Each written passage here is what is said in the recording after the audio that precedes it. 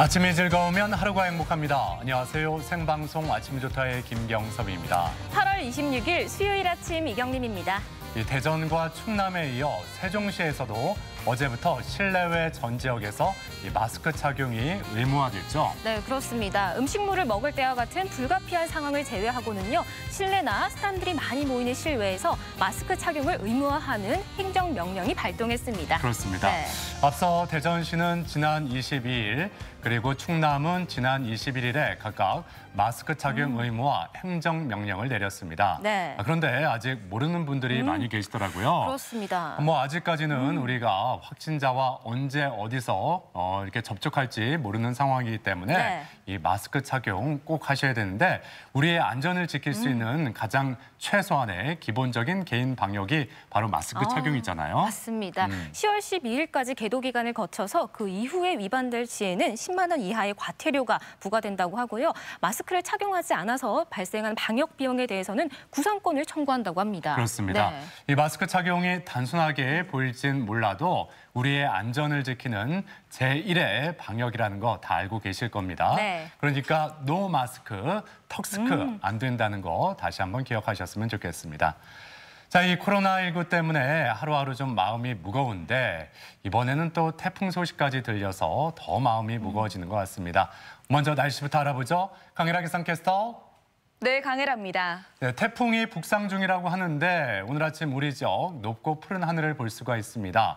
이게 폭풍 전야인가요? 예, 우리 지역 날씨 자세히 전해주시죠. 네, 제8호 태풍 바비가 북상 중입니다. 오늘부터 우리 지역은 태풍의 직접 영향권에 들겠습니다.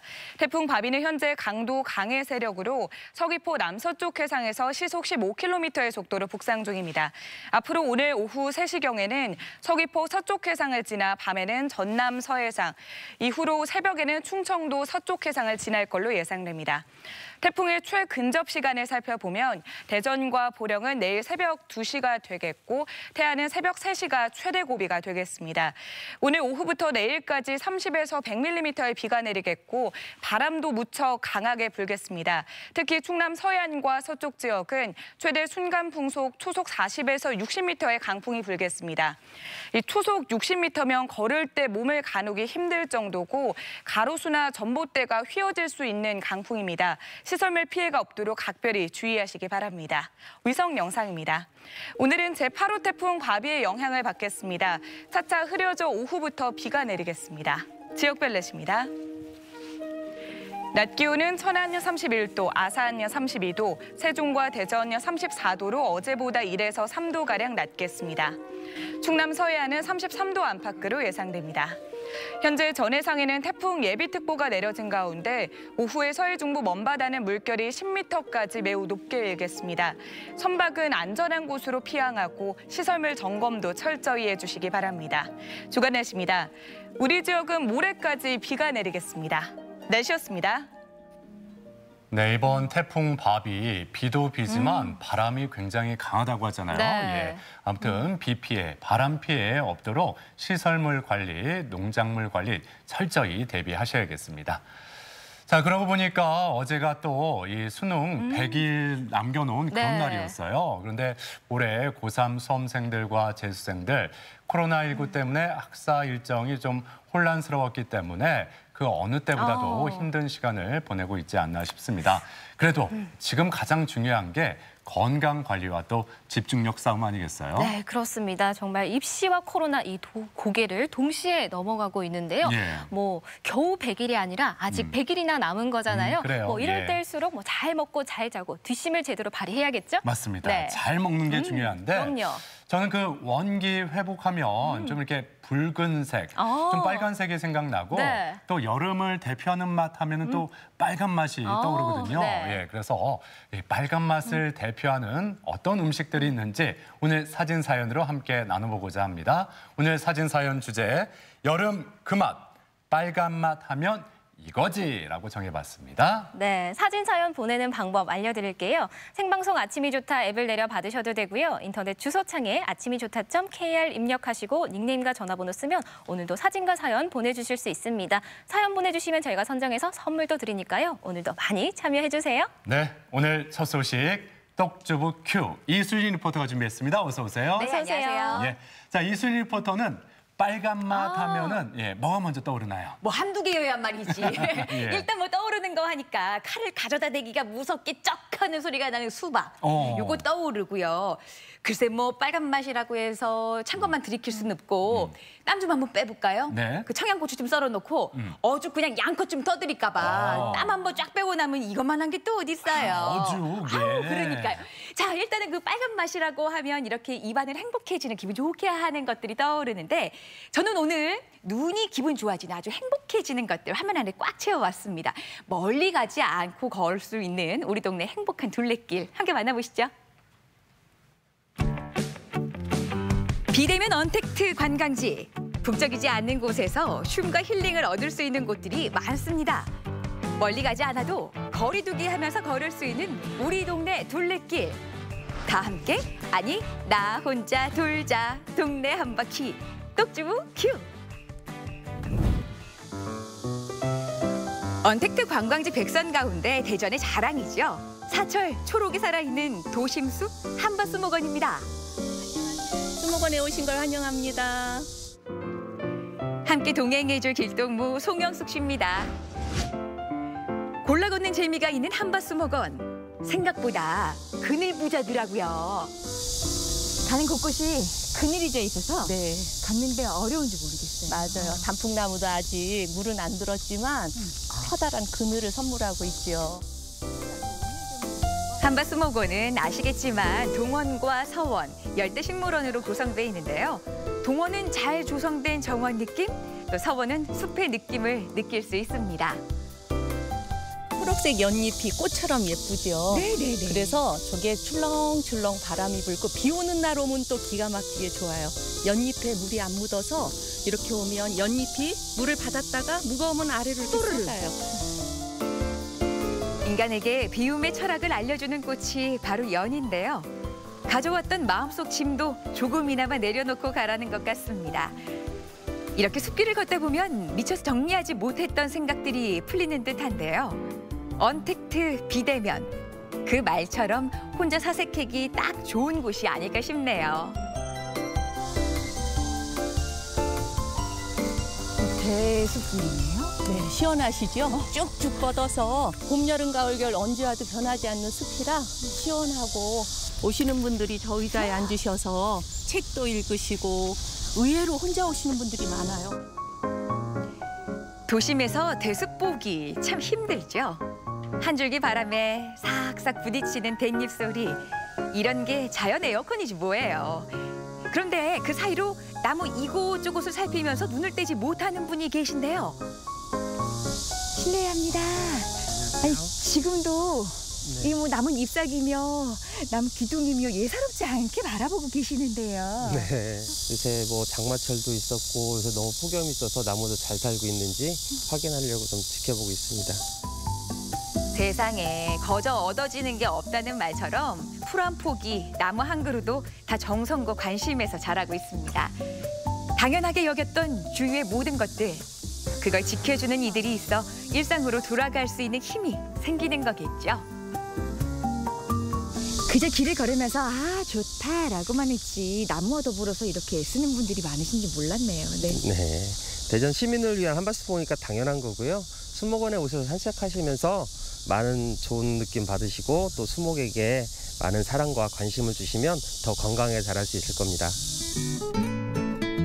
거리를 유지하면서 즐기는 언택트 여행. 안전하게 즐기는 오늘의 여행법이 아닐까 싶네요.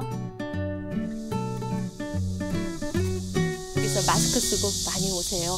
오시면 어쨌거나 넓으니까 2m 거리 간격은 기본으로 유지가 되고 있고요. 시내에 있는 자연 속에서 어르신들이나 아이들이나 편히 와서 즐기시면 참 좋을 것 같아요. 차를 타고 가야만 언택트가 가능한 건 아닙니다. 우리 동네 둘레길, 조용히 걷기 딱 좋은 곳 하나씩 만나볼까요? 대전 유성구에 있는 둘레길입니다. 탄동천을 따라 펼쳐진 숲향기길은 사계절 새로운 매력을 주는 곳인데요. 도심 속에서 고즈넉한 운치를 느낄 수 있는 길입니다.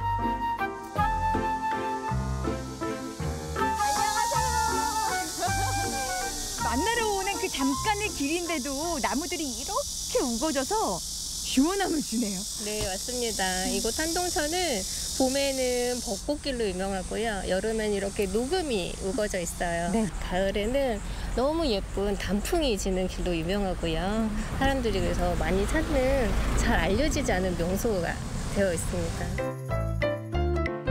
천면 따라 바람 솔솔 불어주죠. 잎사귀들마다 그늘 내주죠. 더위를 느낄 새가 없습니다. 고향의 정취를 느끼게 해주는 풍경들이 추억을 소환하는데요.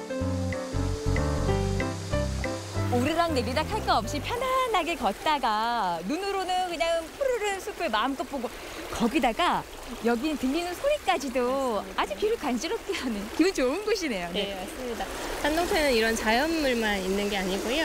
과학관, 도서관, 그리고 지질박물관, 학회박물관, 시민천문대까지 여러 가지 즐길거리와 볼거리가 많이 있습니다. 한번 가보실까요? 자, 과학관에서 탄동천, 갑천을 잇는 코스. 걷다가 조금 지루하다 싶으면 쉼표처럼 들렀다 갈 수 있는 포인트들도 참 많은데요. 우리나라 화폐의 천년 역사를 한눈에 볼 수 있는 화폐박물관입니다. 다만 사회적 거리두기 2단계 시행으로 지난 일요일부터 휴관에 들어갔는데요. 우리나라 화폐 기술의 현재를 만날 수 있는 곳이죠. 가장 최첨단의 기술을 바탕으로 해서 전 세계로 주화나 지폐를 제조해서 수출도 하고 있어요. 이야, 이제 화폐마저도 한류네요. 그렇죠. 코로나 때문에 답답한데 기분 좋은 돈벼락도 한번 받아보자고요. 자, 혼자 걷기 좋은 둘레길. 이번엔 유성을 지나 서구로 한번 가볼까요? 아파트 숲이 빽빽한 서구에 과연 둘레길이 어디 있나 싶으실 텐데요. 소개 좀 한번 받아보려고 합니다. 그런데 이 약속 장소가 아파트 단지 아니에요. 아니 말이에요. 둘레길을 좀 걸어보자 해서 왔는데 여기 아파트 아니잖아요. 그렇죠. 근데 멀리 가지 않고도 갈 수 있는 산책길이 바로 아파트 옆에 있습니다. 자, 어디 산책길을 찾아서 한번 걸어볼까요? 이 길이구나. 지금도 잠깐 걷고 계신 분들이 계신데 잘 꾸며놨네요. 이 길이 아닙니다. 아, 이 길이 아니에요? 네, 이 길 아니에요. 이제 옆으로 나가면 또 색다른 산책길이 있습니다. 어머. 세상에! 이럴 수 있어요? 도로와 아파트 사이 초록이 숨쉬고 있습니다. 특히 대전 서구 쪽에는 이렇게 아파트 사이길을 이용해서 숲길로 조성해 놓은 산책로가 7군데나 되는데요. 둔산동과 만년동, 월평동까지 황토를 따라 걷는 길이 10km가 넘습니다. 지금 눈을 어디에 둬야 될지 모르겠네요. 바닥도 뭐 황토길에 지금 밟고 있는 건 물론이고요.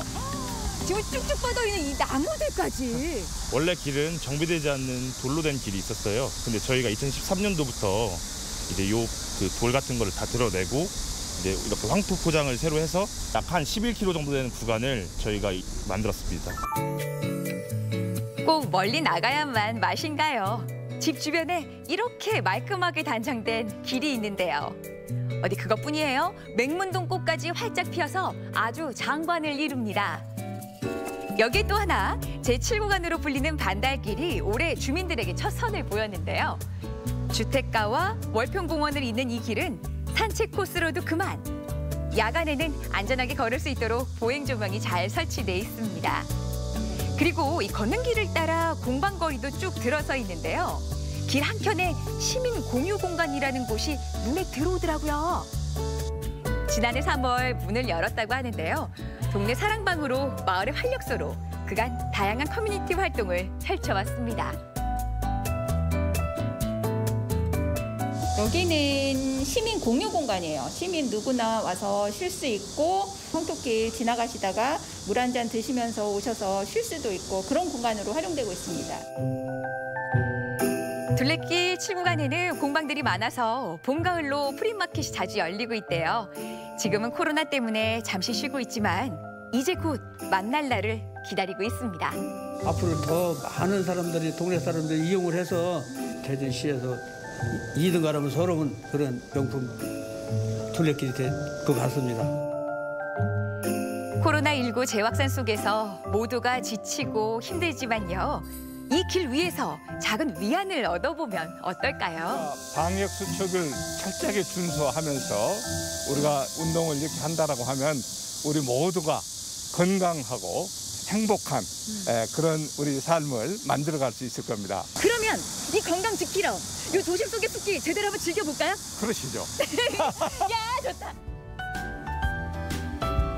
맑으면 맑은 대로, 흐리면 또 흐린 대로 운치와 의미가 살아있는 우리 동네 둘레길.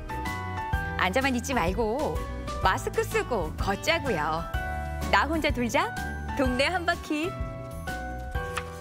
네. 야, 푸른 잎사귀만 봐도 눈이 시원해지는데요. 뭐 한낮은 아직 조금 덥지만 아침 저녁으로 산책하시는 분들이 참 많이 늘었더라고요. 맞아요. 네. 예, 뭐 차 타고 멀리 가지 않더라도 이렇게 동네 둘레길이 잘 조성돼 있으면 굳이 걷지 않고 벤치에만 앉아 있어도 네. 마음이 참 편안해질 것 같아요. 그렇죠? 네, 그렇습니다. 예. 오늘은 뭐 유성구와 서구만 소개를 해드렸습니다만 대덕구, 중구, 동구에도 걸을 수 있는 둘레길 얼마나 많아요. 어디 그것뿐이에요. 충남 세종에도 마찬가지일 텐데요.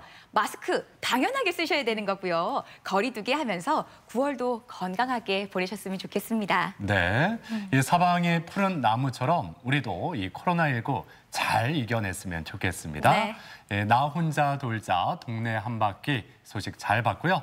자, 이어지는 순서 아침엔 퀴즈입니다.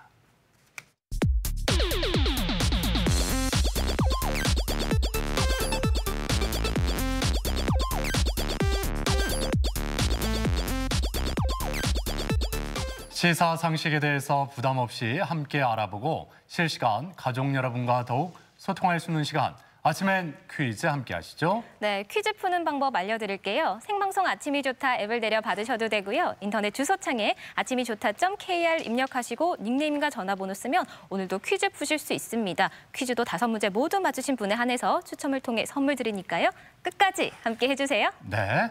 자, 이번에는 나 혼자 돌자 동네 한 바퀴 말고 다 함께 돌자 퀴즈 한 바퀴. 퀴즈 한 바퀴? 했으면 네. 좋겠어요. 예, 이순 리포터. 네, 지금부터 다 함께 하시죠. 첫 번째 문제 드릴 텐데요. 앞서 똑주부 퀴에서 둘레길 돌면서 마음껏 좀 이렇게 화면으로나마 들이키셨는지 모르겠습니다. 첫 번째 문제로 준비했습니다. 함께 풀어보시죠. 3, 2, 1.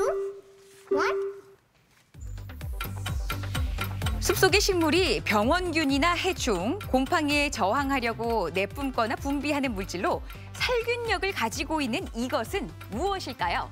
1번 안토시아닌, 2번 갈로타닌, 3번 피톤치드. 네. 우리가 이 숲속에 가서 네. 이 향을 맡으면 일단 얼굴 톤이 화사해지잖아요. 예, 네. 그리고 나도 모르게 치즈 하면서 이렇게 이게 웃음이 절로 나와요. 네. 예, 치즈. 치즈. 네. 아, 예. 네. 좀 억지스럽지만 예, 톤이 아무튼 밝아진다고 예. 하니까. 그렇죠. 예. 정말 이렇게 애쓰시는 모습에 박수 한번 쳐드려주고 싶어요. 네. 자, 시간 모두 썼습니다. 여러분 선택 궁금하네요. 정답 보여주세요. 정답은 3번 피톤치드였습니다. 숲속의 식물들이 만들어내는 살균성을 가진 모든 물질을 통틀어 이루는 말이죠. 주 성분은 테르펜이라는 물질인데요. 숲의 향긋한 냄새를 만들어내는 역할을 합니다. 네. 이 산림욕을 통해 피톤치드를 마시면 스트레스도 해소되고 심폐 기능도 강화된다고 합니다. 이 피톤치드는 산 중턱에서 더 효과가 많다고 하고요. 앞서 소개해드린 황토길, 둘레길 걸으면서 피톤치드 하면서 방구 누는 시간 가지시면 좋겠네요. 좋죠. 네. 예.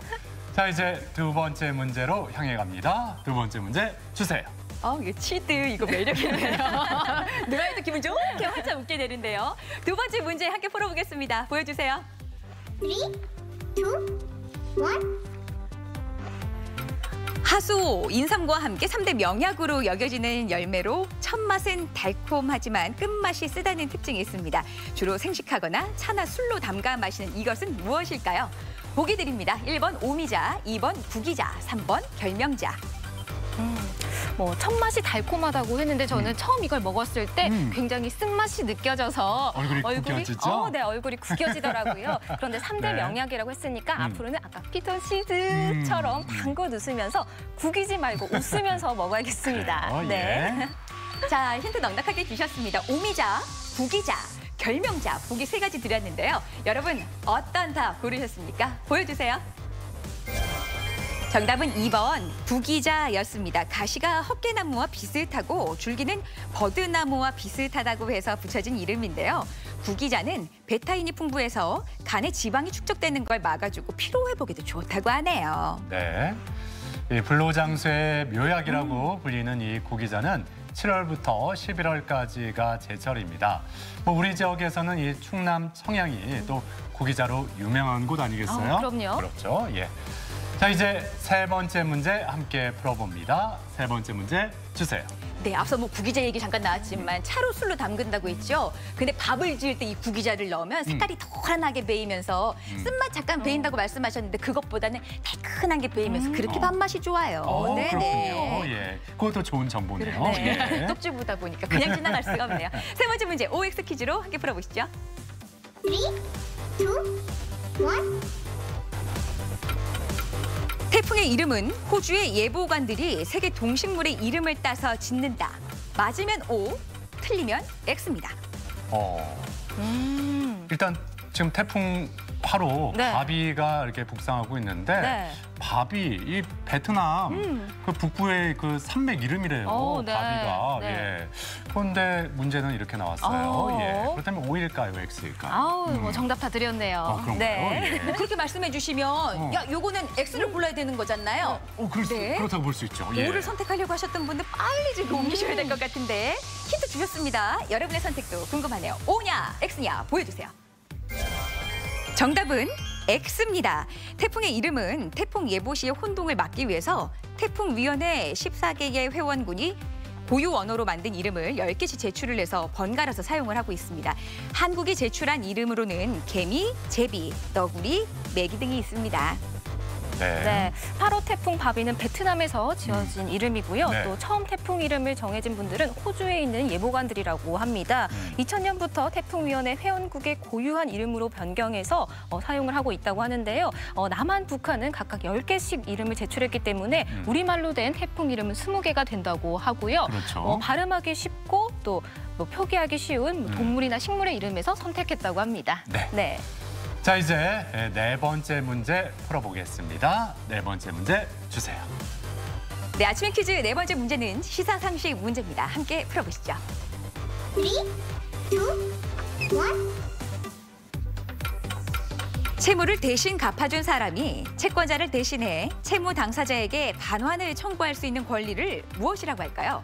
1번 구상권, 2번 청구권, 3번 항변권. 그러고 보니까 네. 이경림 씨가 미술을 전공했잖아요. 네. 뭐 그림 그리거나 디자인 하기 전에 네. 뭐부터 해요? 어떻게 그릴지 전반적인 구상을 하죠. 그렇죠. 네. 이렇게 구상을 하게 되죠. 네. 예. 자, 힌트였습니다. 네. 이 힌트가 아니라도 요즘 특히나 많이 귀에 들려오는 말이기도 한데요. 네. 구상권, 청구권, 항변권. 여러분의 선택 궁금합니다. 정답 보여주세요. 정답은 1번 구상권입니다. 다른 사람의 빚을 갚아준 사람이 그 사람에 대해 갖는 반환 청구 권리입니다. 국가소송에서는 불법행위 피해자에게 국가가 배상금을 먼저 지급한 뒤에 불법을 저지른 사람에게 배상금을 청구하는 권리를 이루기도 합니다. 네. 지난 19일 국무총리가 방역당국의 역학조사와 진단검사를 방해하는 거에 대해서 엄정하게 법적인 책임을 묻고 또 그로 인해서 추가적으로 감염이 발생했을 때는 구상권을 청구하겠다 이렇게 밝혔는데요. 네. 구상권을 떠나서 우리가 확진자와 좀 접촉을 했다면 그 역학조사에 적극적으로 임하는 거 기본 아니겠습니까? 그럼요. 네. 자, 이제 오늘의 마지막 문제, 5번째 문제 풀어보겠습니다. 문제 주세요. 네, 마지막 문제는 우리말 문제로 준비했습니다. 함께 풀어보시죠. 3, 2, 1. 다음 중 머리카락이나 털 등이 어지럽게 일어나거나 흐트러져 있음을 이르는 표준어로 알맞은 것은 무엇일까요? 1번 부시시하다, 2번 부스스하다. 어떻게 쓸까요? 네. 뭐 시시냐 스스냐 뭐 둘 중에서 고르시면 되는데 많이 헷갈리실 것 같아요. 하지만 아침엔 퀴즈 시시한 문제는 나오지가 않습니다. 예. 스스로 잘 생각해 보시면 스스로 잘 선택하실 수 있을 것 같아요. 그래요. 네. 우리가 보통 그 부시시한 예, 그런 머리카락 뭐 이렇게 표현을 많이 하는데 썼는데. 네, 많이 쓰니까요. 이렇게 많이 쓰는 게 맞다면은 저희가 굳이 문제를 낼 이유가 있을까요? 맞습니다. 그렇죠. 예. 그래요. 두 분한테 좀 기대야겠네요. 그럴까요? 부시시하다, 부스스하다. 어떻게 쓸까요? 보여주세요. 정답은 2번. 부스스하다 이렇게 했습니다. 머리카락이나 털 따위가 몹시 어지럽게 일어나거나 흐트러져 있음을 이르는 말인데요. 머리가 부스스하다, 부스스한 털처럼 쓰이고요. 부시시하다는 비표준어래요. 네. 아침엔 퀴즈 오늘도 5문제 모두 풀어봤고요. 많은 분들이 함께해 주셨습니다. 5문제 모두 맞추신 분에 한해서 추첨을 통해 선물 드립니다. 네. 앞서 이 똑주부 큐, 예, 이게 나 혼자 돌자 동네 한 바퀴 소개해 주셨는데 네. 우리가 어렸을 때부터는 다 함께 돌자 네. 동네 한 바퀴 이렇게 돌려고 네. 배웠잖아요. 근데 이렇게 나 혼자 이렇게 한번 돌아보는 거 느낌이 어떤가요? 참 안타깝죠. 그동안은 뭐 이야기도 하고 손도 잡고 여럿이 모이는 게 일상이었는데 그 일상마저도 지금 너무 소중하고 고마운 때가 아니겠어요. 네. 하지만 이게 집에만 있기 답답하다 하실 때는 꼭 마스크도 착용하시고 이렇게도 좀 여유를 찾아보시면 어떨까. 둘러보니까 참 좋더라고요. 빨리 그 일상으로 돌아왔으면 좋겠습니다. 좀 어떻게 사색과 명상에 좀 빠질 수가 있나요? 그러니까요. 벌써 초록초록 싱그러움이 좀 배이지 않았어요. 마스크는 쓰긴 했지만. 네. 알겠습니다. 자, 똑주부 큐 그리고 아침엔 퀴즈까지 이수진 리포터였습니다. 수고하셨습니다. 고맙습니다.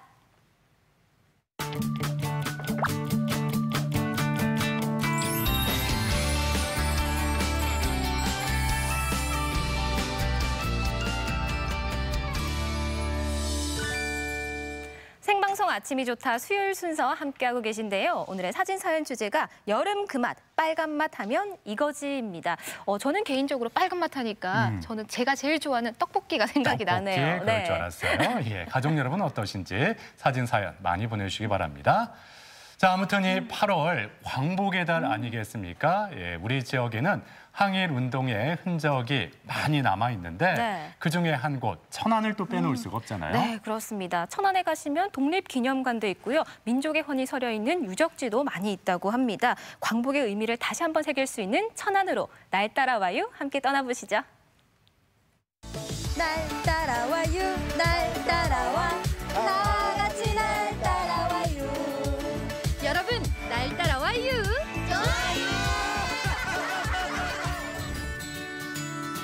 1945년 일제강점기에서 벗어나 대한민국이 독립한 지 올해로 75주년을 맞았는데요.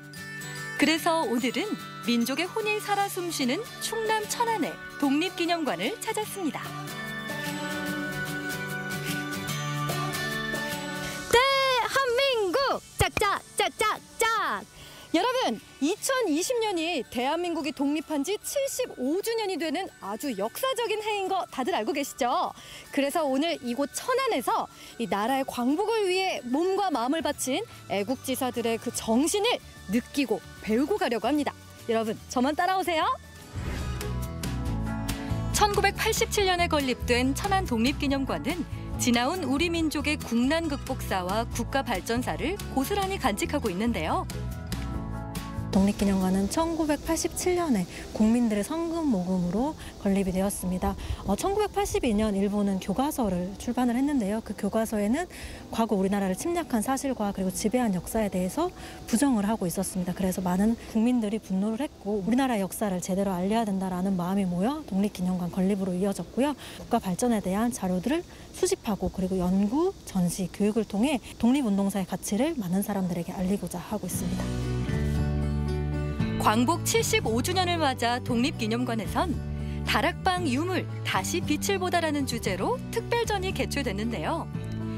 1909년 미주 지역 한인들이 연합해서 결성한 항일 독립운동단체 대한인 국민회 총회관에서 발견된 자료들을 전시하고 있습니다.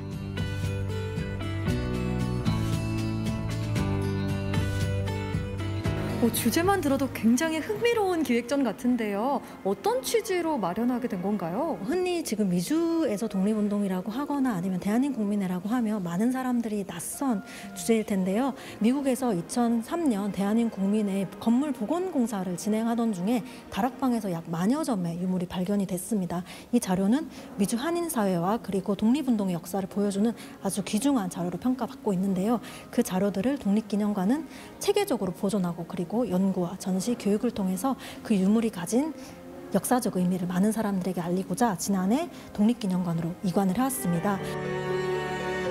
다락방에서 발견됐다고 해서 다락방 유물이라고 불리는 자료들은 애국지사 장인환과 전명훈의 의거, 그리고 대한인국민회의 주요 활동 등 미주 지역 독립운동의 역사를 보여주고 있습니다.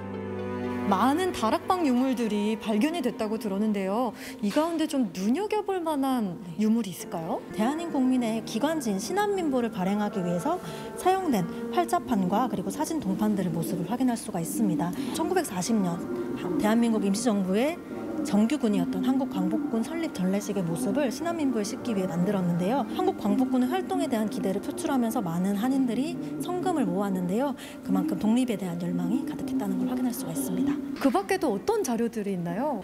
미주 지역의 독립운동 중 가장 특색 있는 점은 독립운동 자금 모음에 앞장섰다는 겁니다. 미주 한인들은 한 푼, 두 푼 모은 얼마 안 되는 월급에서도 조국의 독립을 위해 작은 돈을 독립운동 자금으로 기부를 했는데요. 그때 기부하고 받은 영수증을 보실 수가 있고요. 이 모든 유물들이 발견된 대한민국내 총회관에서 1938년 건물이 완성된 당시에 건물 앞부분에 붙여져 있었던 글귀인데요. 이 집이 우리의 대사관이고 그리고 총회관이다라는 내용이 기재되어 있는 걸 봐서 그 건물이 설립된 당시에 독립운동에 대한 기대감과 그리고 한인들의 자금 모금에 대한 감사함을 느낄 수가 있습니다. 특별 전시관을 나서면 100년 전 대한민국의 모습을 만날 수 있는 야외 사진전이 기다리고 있는데요. 1920년 독립운동에 대한 열망이 그 한 해 동안 있었던 사건을 통해 사진 속에 고스란히 담겨 있습니다. 이 긴 터널을 따라서 사진이 한 장 한 장 이렇게 전시가 돼 있는데 이 사진들은 어떤 사진이에요? 2020년 우리에게 어떤 일이 일어났을까라는 주제로 독립운동사를 사진을 통해서 만나볼 수가 있습니다. 1919년 3.1운동이 일어나고 그 다음에 독립운동에 대한 열망이 어떻게 표출되었는가를 살펴볼 수가 있는데요. 1920년은 독립전쟁 원년으로 청산리, 봉오동 전투 그리고 이 밖에도 다양한 독립운동의 모습들을 사진을 통해서 만나볼 수 있습니다. 그러고 보니까 1월부터 12월까지 매달 어떤 일이 있는지가 잘 보여져 있네요. 네, 관람객들이 전시관에 가기 전에 한 장 한 장 보면서 내용들을 살펴볼 수가 있습니다. 독립과 자유를 향한 한국인의 의지를 전 세계에 알린 3.1운동. 그 중심에서 독립을 외쳤던 이들의 희생과 헌신을 만날 수 있는 또 다른 명소를 찾았는데요. 바로 천안시 병천면에 자리한 아운의 독립만세 기념공원입니다. 이 공원 곳곳에 있는 작품들만 봐도 역사적으로 중요한 곳이구나 느껴지거든요. 1919년 4월 1일 당시 헌병 주재소가 있던 자리로 2009년에 이 아운의 만세운동을 기념하기 위해서 이 자리에 기념공원을 조성을 했습니다. 이제 이 헌병 주재소가 있었던 자리는 유관순 열사가 일제 포갑에 항의한 곳이자 이제 아운의 만세운동에 참여하셨던 분들이 순국하신 장소로 역사적으로 굉장히 의의가 깊다고 이야기를 할 수가 있습니다. 그래서 저희는 이제 이 기념공원에다가 유관순 열사를 비롯해서 아운의 만세운동의 의미를 담고 있는 조각품을 같이 형상화해가지고 배치를 해놨고, 아운의 장터는 유관순 열사와 김구웅 선생의 주도하에 3,000여 명이 모여 독립만세를 외쳤던 상징적인 장소인데요. 제가 이렇게 두 발로 서 있는 이 자리가 그 유관순 열사 3,000여 명의 우리나라 분들이 만세를 외쳤던 곳이라는 거잖아요. 네, 맞습니다. 여기 보시는 것처럼 이제 아운에서도 19명이 그 자리에서 순국을 하시고 그 이외에도 많은 사상자가 발생이 되는 역사적인 사건이었습니다. 이 자리에서 그 이야기를 들으니까 분한 마음도 들고요. 또 슬픈 마음도 같이 드는 것 같아요. 네, 맞습니다. 공원의 중심에선 죽음을 두려워하지 않고 독립에 대한 열망 하나로 일제에 맞섰던 순국 선열들의 모습을 만날 수 있습니다. 예, 이 작품은 그날의 함성이라는 작품으로 이제 유관순 열사를 중심으로 아흔의 독립만세운동에 참여하셨던 분들이 이제 역동적으로 표현이 되어 있습니다. 저기에 쓰러져 있는 청년을 안고 있는 그 어머니의 모습 아닌가요? 예, 맞습니다. 이거는 이제 아흔의 독립만세운동에 실제 있었던 사건으로 일제 총에 맞아 쓰러진 김구웅 지사와 그분의 어머니이신 최정철 지사의 모습을 담고 있습니다. 가까이 보니까 더 슬프네요. 네, 두 분 모두 이제 당시 만세운동 현장에서 순국하셨던 걸로다가 이야기되고 있습니다. 이곳에 오시면 많은 분들이 많은 걸 좀 느끼고 가실 수 있을 것 같아요. 네, 이 자리는 아무래도 우리 천안 지역뿐만 아니라 이제 전국의 만세운동, 각 지방에서 일어났던 만세운동의 현장을 느낄 수 있는 소중한 이제 역사 현장으로서 그리고 시민들의 휴식 공간으로서 역사의 배움터로서 이렇게 남을 수 있도록 노력하고 있습니다. 순국 선열들이 남겨준 위대한 유산, 오늘의 대한민국. 치열하고 아팠던 지난 역사와 75년 전 광복의 기쁨을 되새기며 존경과 감사의 마음을 표해봅니다. 오늘 이렇게 천안에서 우리나라의 숭고한 역사를 보고 느낄 수 있는 시간이었는데요. 선조들이 남겨주신 대한민국을 지키기 위해서는 저도 여러분도 역사를 절대 잊지 말아야겠습니다. 한마음 한뜻이 되어 광복을 이끌어낸 순국 선열들처럼 힘을 모아 대한민국의 더 밝은 내일을 만드는 우리가 되길 바라며 선열들의 숭고한 희생 잊지 않겠습니다. 네, 마음이 따뜻해지는데요. 이 독립기념관은 사회적 거리두기 2단계로 잠시 문을 닫았지만 광복의 의미만큼은 다시 한번 되새겨봐야겠습니다. 그렇습니다. 네. 예. 자, 이어지는 순서 수요 초대석입니다. 네, 지난 폭우로 인해서 집중호우가 발생을 했고요. 이런 자연재해가 기후환경 변화의 문제라고 하잖아요. 그래요. 네. 이 기후환경 변화 문제에 대해서 심각하게 생각을 해봐야 될 것 같은데 네. 그래서 오늘 이에 대해서 좀 자세히 말씀을 나눠보겠습니다. 도움 말씀을 위해서 충남대학교 환경공학과 서동일 교수 나오셨습니다. 어서 오세요. 어서 오세요. 예.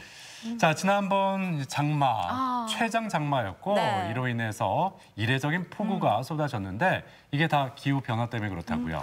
네, 그렇습니다. 기후변화라고 하게 되면 우리가 크게 두 가지를 얘기하는 기온하고 강수량을 얘기합니다.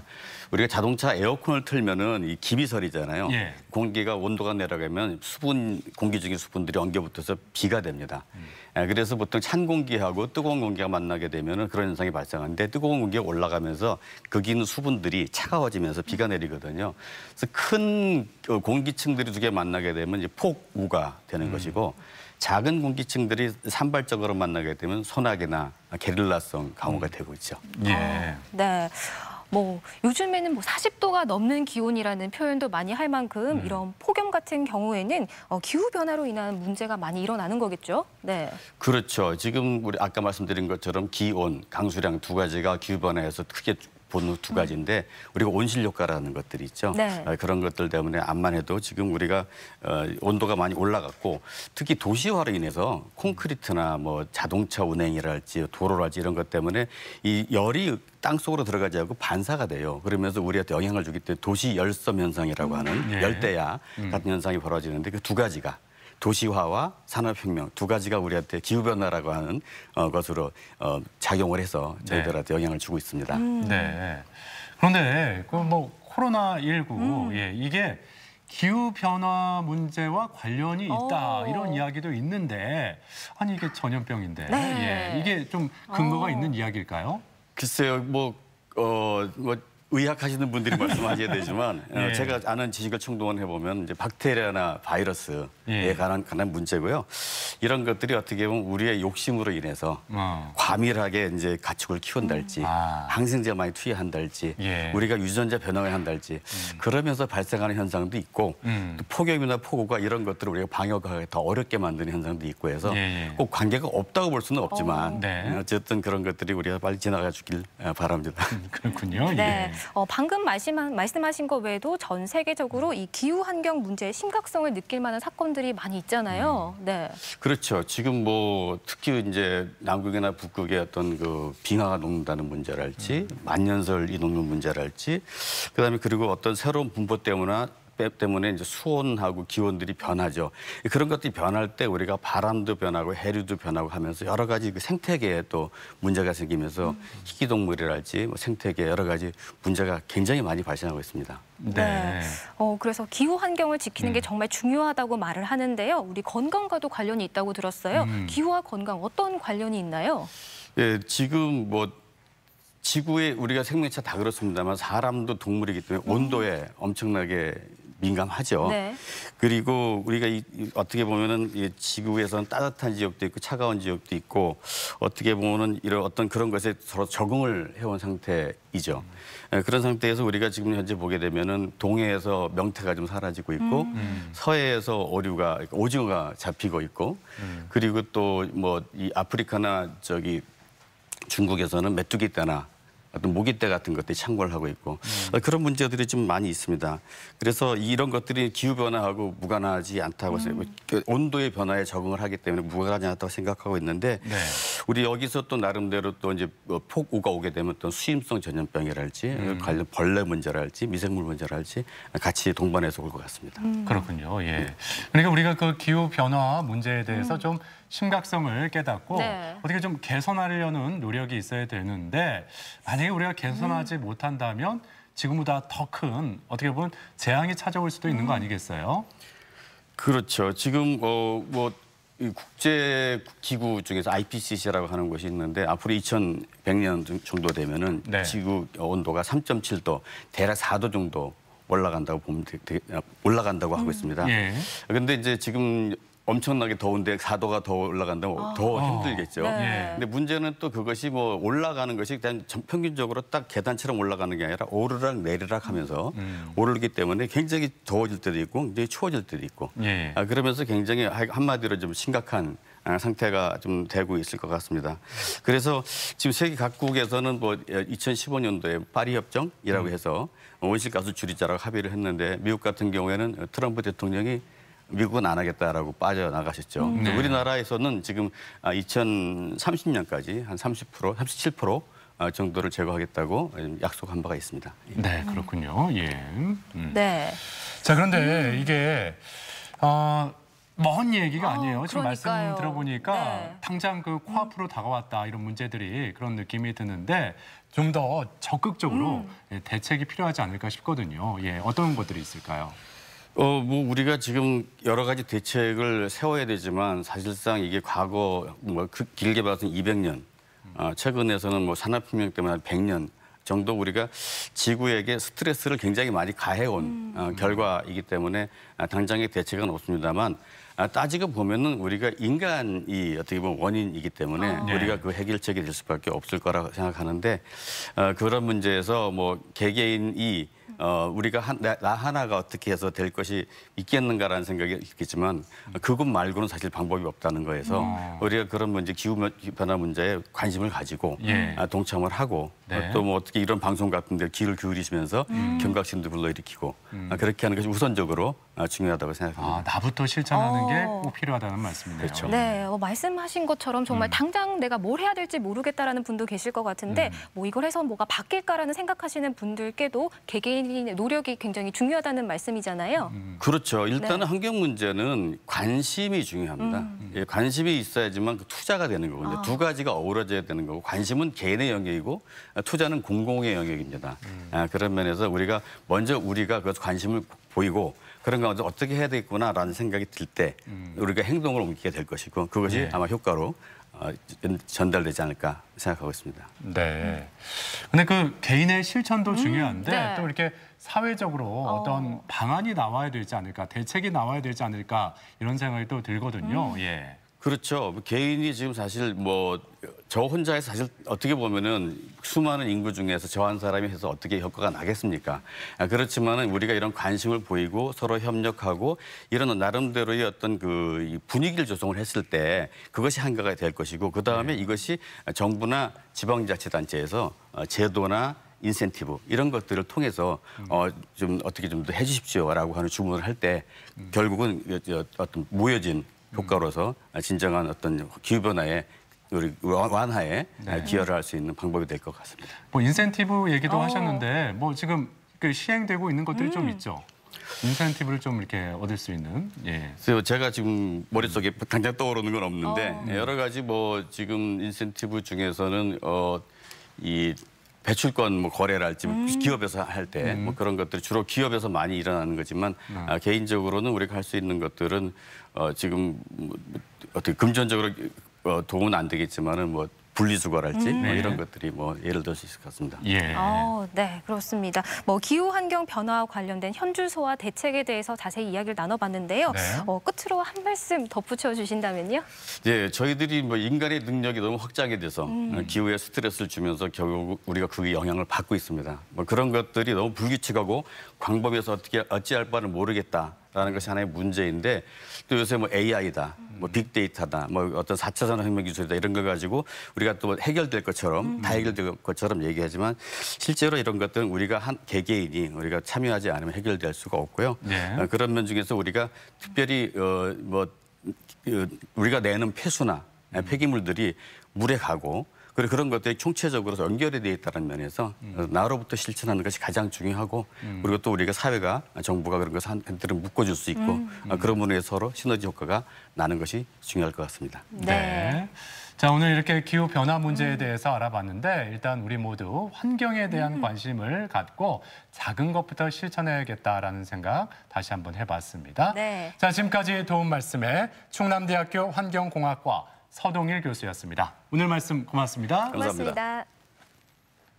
계속해서 우리 지역 날씨 알아보죠. 강혜라 기상캐스터.